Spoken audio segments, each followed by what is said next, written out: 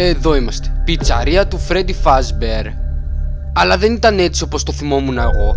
Σαν να είναι το προηγούμενο. Συμφωνώ. Αλλά ξέρετε ότι αυτό είναι το πρωτότυπο. Κανείς δεν έχει έρθει για δεκαετίες ολόκληρες. Ένα κορίτσι είχε δολοφονηθεί εδώ, παιδιά. Τα ακούτε αυτό? Τι πράγμα να ακούμε?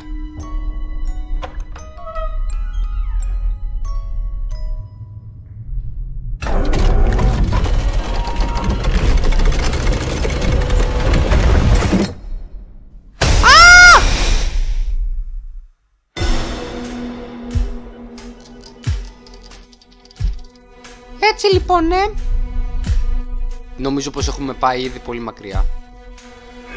Πώς θα πάτε με την Άμπη? Μια χαρά. Μερικές φορές είναι έτσι, άλλες φορές είναι αλλιώς. Και μερικές φορές...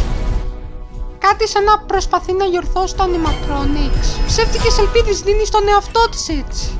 Μπορείς να μ' ακούσεις? Έμπι, βοήθησέ μας. Έλα να μας βρεις προς τη... Θα σου δείξω το δρόμο προς τα που να πας.